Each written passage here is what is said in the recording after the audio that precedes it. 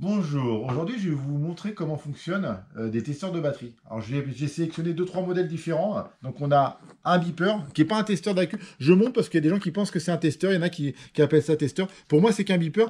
On a des indications importantes dessus. On a le voltage de la batterie, 2S, 3S, 6S, il va jusqu'à 7S, 8S je veux dire même, 8 éléments.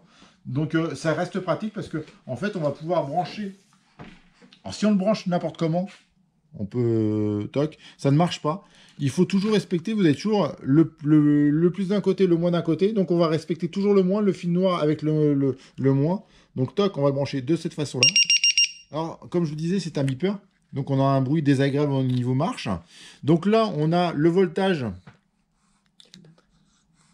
On a le voltage global, 12,5 pour une 11 volt 1. Donc, ça veut dire qu'elle est relativement chargée.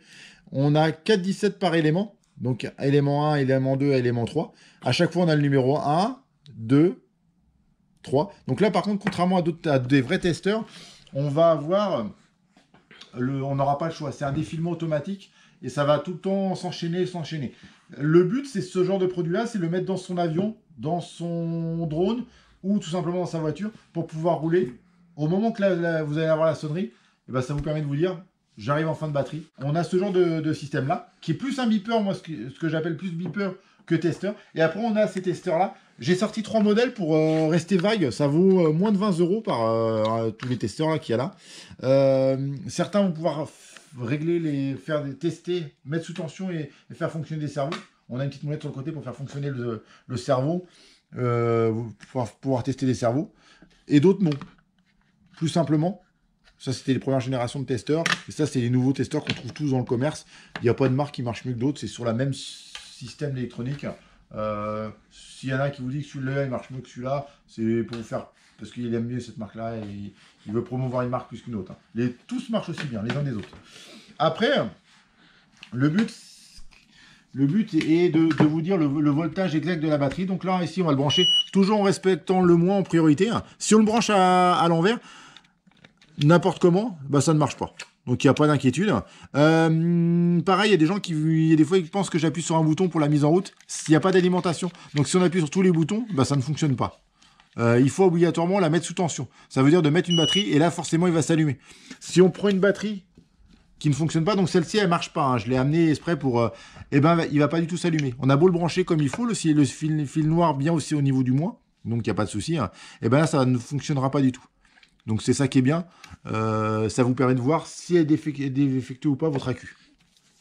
Après, une fois qu'on va enclencher, certains accus, s'ils sont défectueux, vous allez pouvoir avoir, comme je disais tout à l'heure, elle est chargée, elle est à 99% la batterie. Hein.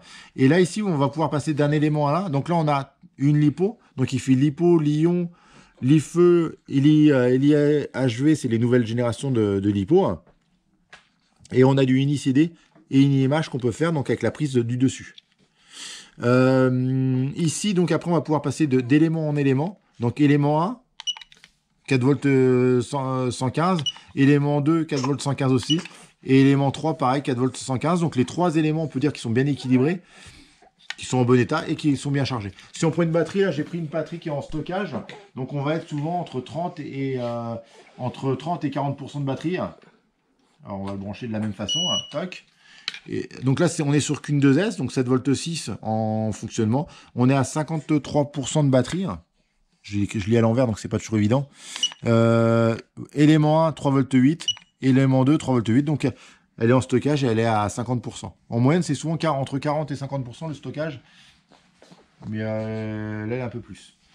Donc en fait, le but, c'est de partir à une session d'utilisation avec des accus bien chargés. Donc avec ce genre de produit-là, ça vous permet de partir en étant sûr d'avoir des accus bien chargés et pas d'arriver avec des accus vides.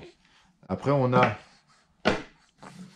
là en 3S, donc là on a fait un 2S, 6S, 3S, donc en fait on branche toujours de la même façon, 3S de la même façon que celui-ci. Donc là l'accu est presque vide et on a 14% de batterie. L'avantage qu'il y a avec ces testeurs-là, c'est qu'on va pouvoir avoir le voltage et le pourcentage de batterie en temps réel. Donc ça fait la même chose avec du UniImage. Hop là, on va prendre du UniImage. Donc on branche toujours en respectant les couleurs, le plus et le moins. Hop, on le branche. On va voir le nombre de cellules. Donc les 4 cellules, 5 volts 2. Là, elle est pratiquement vide, la batterie. Donc on n'a pas. Donc on est bien en ini XXX, ça veut dire ini image. Il s'auto-règle automatiquement. Donc bon voilà, en fait c'est tout ce qui se fait sur ce genre de produit là en fait.